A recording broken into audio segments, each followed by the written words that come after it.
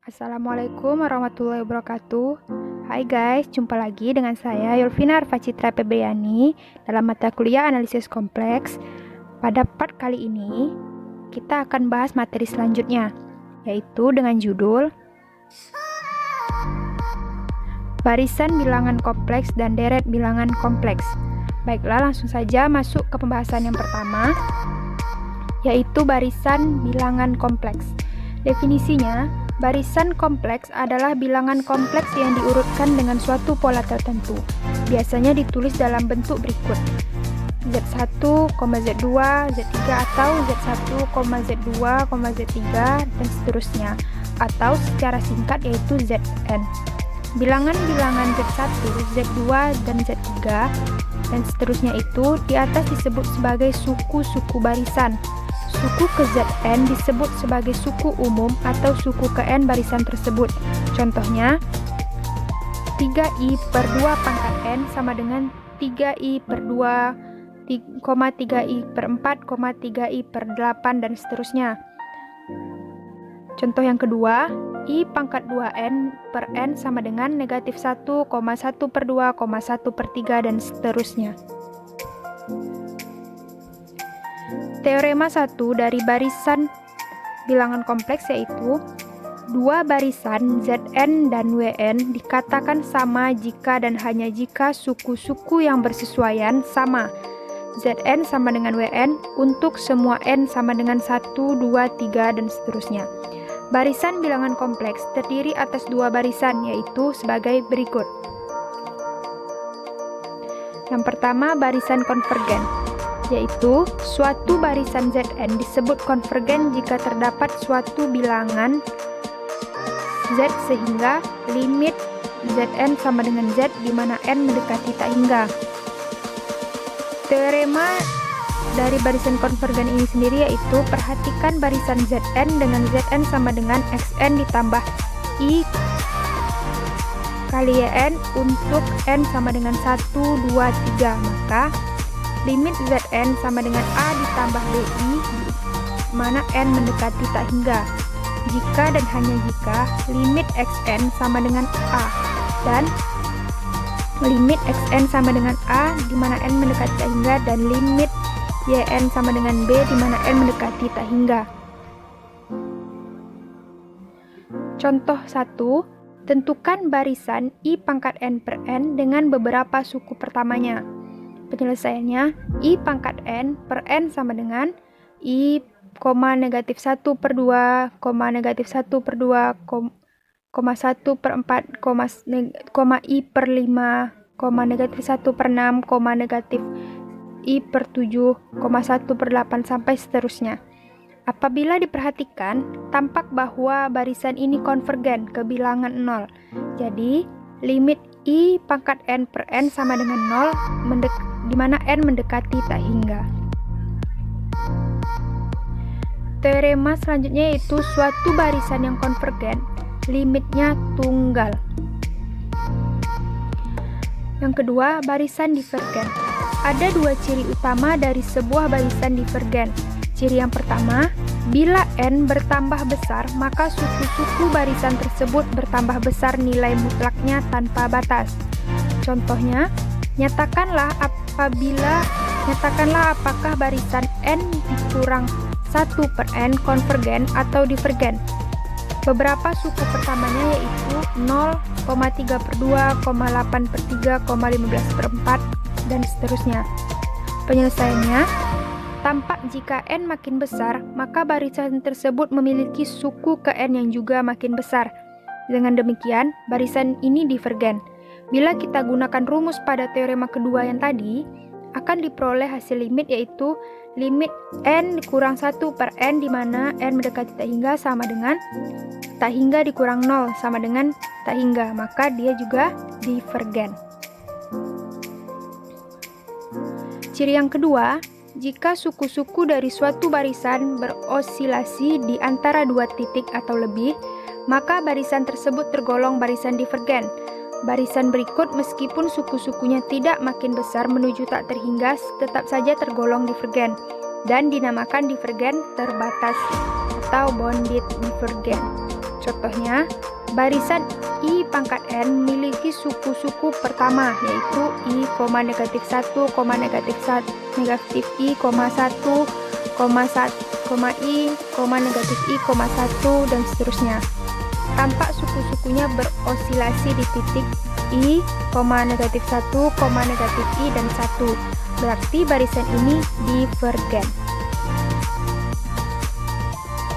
Yang kedua yaitu pembahasan kita deret bilangan kompleks. Yang pertama itu ada deret tak hingga. Deret tak hingga yaitu deret yang banyaknya suku tak terbatas. Disebut deret tak hingga. Penulisannya Sn sama dengan sigma tak terhingga sampai N sama dengan 1 Zn.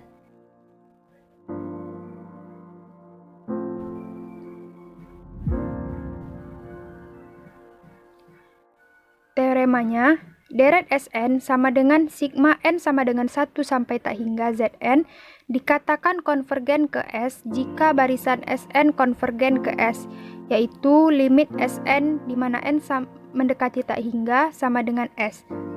Selainnya, deret dikatakan divergen. Jadi, selain limit Sn sama dengan S di mana N mendekati tak hingga, maka selain itu dikatakan divergen. Contohnya, yang pertama barisan 5i per 2 pangkat N sama dengan 5i kali 1 per 2 ditambah 1 per 2 pangkat 2 ditambah 1 per 2 pangkat 3 ditambah bla bla bla ditambah 1 per 2 pangkat N tambah dan seterusnya. Dibentuk deret sigma N sama dengan 1 sampai tak hingga 5i per 2 pangkat N, maka limit Sn di mana N mendekati tak hingga konvergen ke 5i. Yang kedua, deret sigma N sama dengan 1 sampai tak hingga negatif 1 pangkat N dikurang 1 I sama dengan I dikurang I ditambah I dikurang I ditambah I dikurang I ditambah dan seterusnya. Jadi, Sn tidak mempunyai limit, maka deretnya divergen. Yang ketiga, deret aritmatika. Sn sama dengan 1 per 2n dikali A ditambah UN sama dengan 1 per 2n dikali 2A ditambah n dikurang 1 dikali B. Jika A tidak sama dengan 0 dan B tidak sama dengan 0, maka limit Sn di mana n mendekati tak hingga sama dengan lebih kurang tak hingga. Sehingga deret aritmatika ini merupakan deret tidak konvergen atau merupakan deret divergen. Yang keempat, deret geometri. Sn sama dengan A dikali 1 dikurang R pangkat N per 1 dikurang R, di mana R tidak sama dengan 0 dan A tidak sama dengan 0. Sehingga untuk R mutlak kecil dari 1, limit Sn di mana M mendekati tak hingga sama dengan A per 1 dikurang R, yaitu merupakan deret konvergen. Untuk nilai mutlak R besar dari 1, dengan limit Sn di mana M mendekati tak hingga sama dengan lebih kurang tak hingga, itu termasuk deret konvergen. Untuk untuk nilai R mutlak sama dengan 1, limit Sn di mana M mendekati tak hingga sama dengan tak tentu. Sehingga ini merupakan deret konvergen. Selanjutnya, sifat-sifat deret tak hingga. Yang pertama, jika deret Sn sama dengan sigma 1 sampai tak hingga Zn konvergen, maka limit Zn di mana n mendekati tak hingga itu sama dengan 0. Sebaliknya tidak berlaku.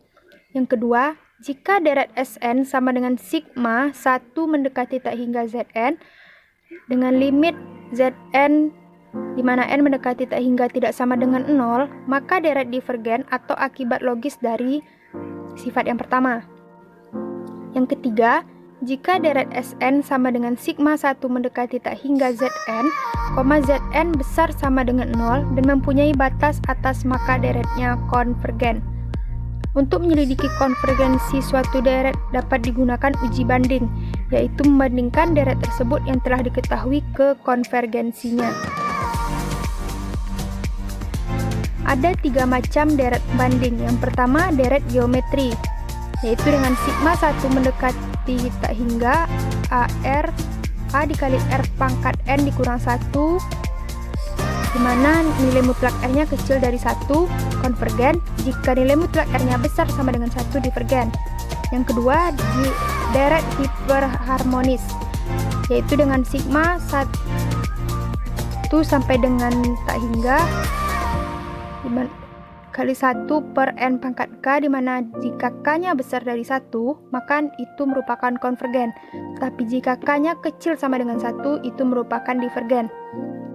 Dan itu bisa dibuktikan dengan kondensasi dengan 2 pangkat n dikali u 2 pangkat n. Yang ketiga, deret Bertrand, di mana sigma 1 sampai dengan tak hingga 1 per n ln n pangkat k. Jika k besar dari 1, maka konvergen, tetapi jika k kecil sama dengan 1, maka divergen. Prinsip atau cara penggunaan deret banding. Yang pertama, Vn sama dengan deret pembanding, Un sama dengan deret yang diselidiki. Maka yang A, jika Vn konvergen, sedangkan Un besar dari 0 kecil dari Vn, maka Un konvergen. Yang B, jika Vn divergen, sedangkan Vn besar dari 0 kecil dari Un, maka Un divergen. Yang kedua, jika dipenuhi Un besar dari 0 dan Vn besar dari 0. Yang keduanya juga jika dipenuhi limit Un per Vn, di mana n mendekati tak hingga sama dengan L tidak sama dengan 0. Maka Un dan Vn keduanya konvergen atau keduanya divergen. Yang B, uji konvergensi deret tak hingga.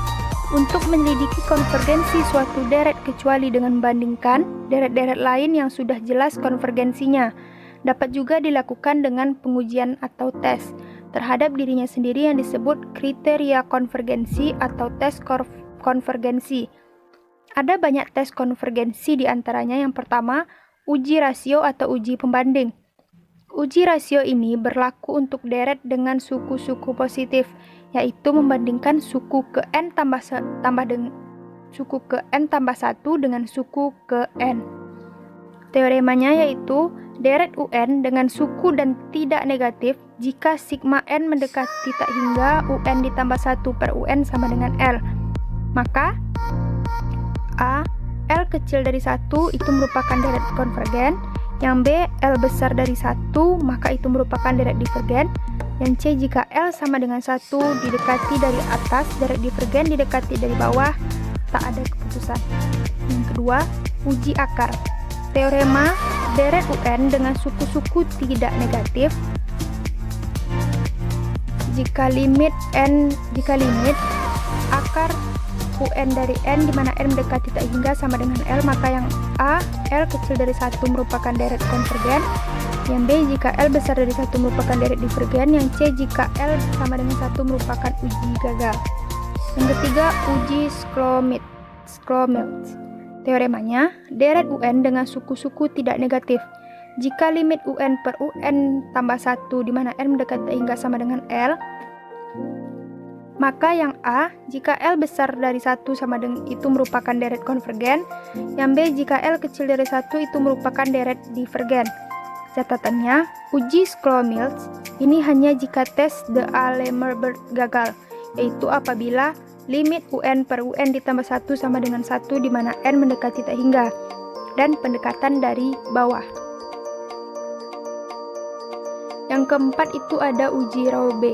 Teoremanya, deret Un dengan suku-suku tidak negatif jika limit n, di mana n mendekati tak hingga, n dikali 1 dikurang Un ditambah 1 per Un sama dengan L, maka yang A-nya jika L sama dengan 1, jika L besar dari 1 itu merupakan deret konvergen.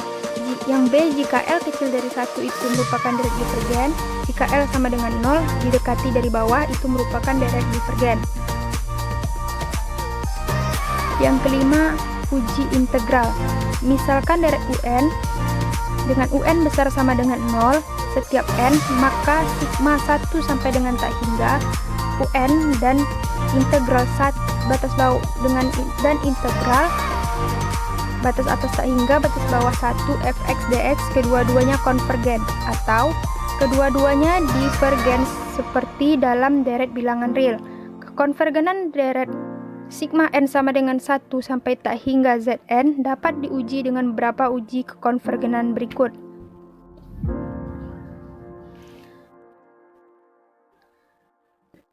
Yang keenam, sigma n sama dengan 1 sampai tak hingga Zn konvergen bila limit Zn sama dengan 0 di mana n mendekati tak hingga, limit Zn tidak sama dengan 0 di mana n mendekati tak hingga,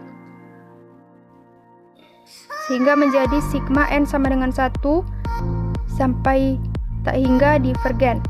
Yang A,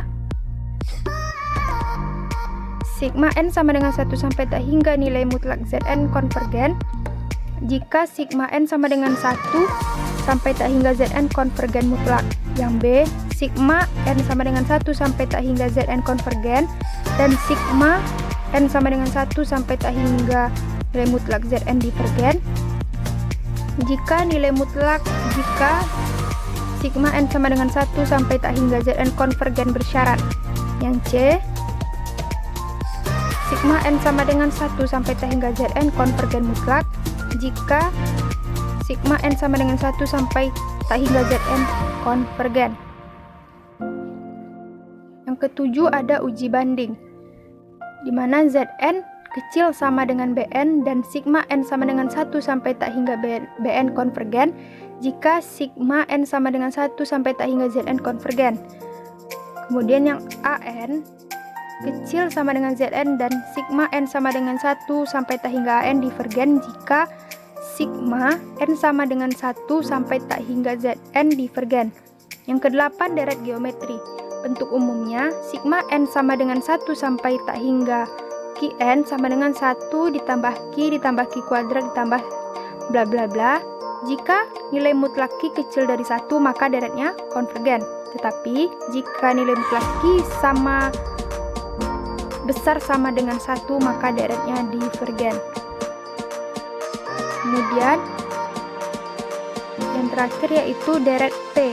Bentuk umumnya sigma n sama dengan 1 sampai tak hingga 1 per n pangkat P sama dengan 1 ditambah 1 per 2 pangkat P ditambah 1 per 3 pangkat P ditambah bla bla bla. Jika P kecil dari 1 maka deretnya konvergen, tetapi jika P besar sama dengan 1 maka deretnya divergen. Baiklah, berikut ini merupakan contoh soalnya. Yang pertama, tunjukkan bahwa 1 ditambah 1 per 2 pangkat 2 ditambah 1 per 3 pangkat 2 ditambah 1 per 4 pangkat 2 yaitu ditambah bla bla itu sama dengan V kuadrat per 6. Yang kedua, selidiki konvergensi deret sigma 1 sampai tak hingga 1 per n kuadrat dikurang n tambah 2 suku umum n sama dengan 1 per n kuadrat dikurang n ditambah 2. Penyelesaiannya, gunakan deret pembanding dengan hiperharmonis dengan suku umum Vn sama dengan 1 per n kuadrat yang konvergen, di mana k-nya besar dari 1. Sehingga pembanding dari deretnya kita dapat menggunakan yaitu limit un per Vn di mana n mendekati tak hingga sama dengan limit 1 per n kuadrat dikurang n ditambah 2 di mana n mendekati tak hingga sama dengan 1 yaitu tidak sama dengan 0. Sehingga UN sama dengan konvergen. Baiklah, sekian penjelasan saya pada part kali ini. Mudah-mudahan bisa dipahami dengan jelas. Sebelum kurang mohon maaf saya akhiri. Wassalamualaikum warahmatullahi wabarakatuh. Sampai jumpa di part selanjutnya. Bye-bye.